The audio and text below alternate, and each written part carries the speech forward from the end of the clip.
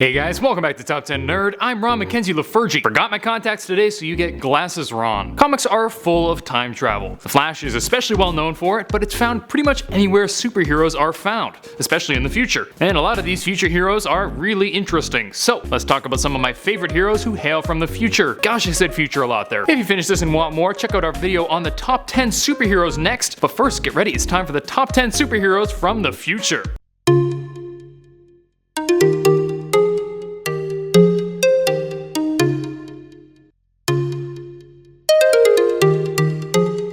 Number 10. Iron Lad. I've covered Iron Lad a few times in passing, but never really spoke too much about him. This is a young future version of Nathaniel Richards, aka Kang the Conqueror. He was visited by Kang, his future self, and told of his glorious and evil future. And he was like, ah hell nah, and he escaped to Earth 616 in the 21st century. Here he started the Young Avengers, becoming Iron Lad. He eventually had to return to the future due to a temporal paradox, but not before stabbing his future self in the back with a sword. What a guy. Number 9. Marvel Girl. Rachel Summers is the alternate reality daughter of Jean Grey and Scott Summers, who inherited the telepathic and telekinetic abilities of her mom. In her reality, Days of Future Past, an anti-mutant candidate won after Senator Kelly was successfully assassinated, and superhumans were rounded up and jailed. Xavier's school was attacked, and Rachel was the only one to survive, and was brainwashed to hunt down mutants. She ended up being sent back in time to a different reality on Earth 616. She went on to gain access to the Phoenix Force, join the X-Men, and later Excalibur. Nice. Number 8.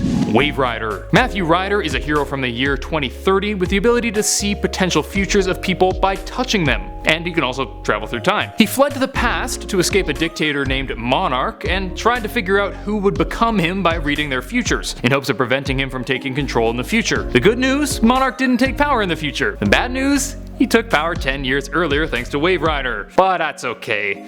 Fun fact, the time ship in Legends of Tomorrow is named WAVERIDER after this bad boy, so he's basically famous. Number 7. Spider-Man 2099. Now I'll be avoiding alternate versions for the most part on this list, but Miguel O'Hara's Spider-Man 2099 was such a popular character in its own right that I think it deserves a spot. Miguel O'Hara was an engineer working for Alchemax, and after being slipped an addictive hallucinogen, he tried to kick the addiction with a dangerous procedure. The procedure is sabotage, but he manages to survive and ends up spliced with the genes of a spider, gaining a bunch of powers. Cool new take on the Spider-Man story, and the gadgets and villains are really cool since it was based a century in the future. Number 6. Kid Flash. Bart Allen, or Bartholomew Allen II, is the grandson of Barry Allen and Iris West, hailing from the 30th century. He was a member of both Barry Allen's family and Eobard Thawne's, which made reunions super awkward. On top of his inherited super speed, his metabolism was accelerated, aging 12 years in just 2 years, which caused him to be sent back in time so Wally West could teach him to use his powers. He went on to become Impulse and later Kid Flash before finally becoming a full-on Flash. Number 5. Bishop. Bishop was born in the mid-21st century with the ability to passively or actively absorb all kinds of energy and release it against his foes. This can be used to attack others, or can be held in to repair himself, or even let him become invulnerable if he absorbs enough. He was the son of an Australian Aboriginal mutant who fled to the US. He joined Xavier's secret forces and climbed the ranks before following the villainous Trevor Fitzroy into the past. There he met the legendary X-Men and ended up joining them. Good for him. Number 4.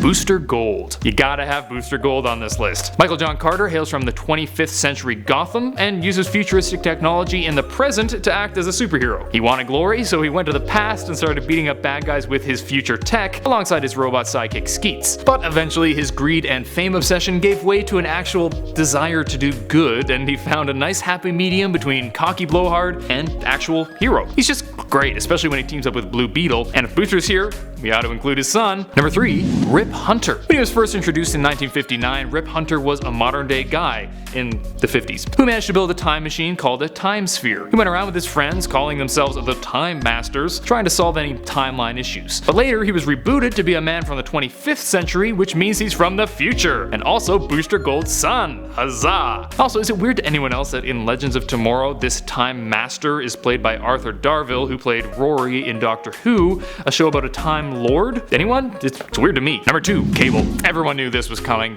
Cable's been a big part of comics and is currently being thrust into the mainstream thanks to Deadpool 2. Cable has a bit of a strange story. He's the child of Scott Summers and Madeline Pryor, who was a clone of Jean Grey. At one point, Apocalypse infected him with a techno-organic virus that was slowly spreading organic steel throughout his body, which would eventually kill him. However, he was saved by a woman from the future who whisked him 2,000 years into the future so he could be cured. He spent years out there before returning to the 20th century to become the Cable we know and love. As the comics went on, his telepathic and telekinetic powers grow pretty crazy to the point where you could float a city in the air while battling the Silver Surfer. Yowza. Number 1, Batman Beyond. Terry McGinnis is one of the most loved Batman ever thanks to the popularity of his cartoon. Decades in the future, Terry decides to take on the mantle of Batman to eradicate crime in Neo-Gotham with the help of his even more futuristic gadgets than the normal Bats uses. But then in the finale, we learn that Terry was actually Bruce's biological son, created in Project Batman Beyond using the DNA of Bruce Wayne and Terry's mom, who was considered a good match. As it turns out, he was set up from day 1 to become Batman. It was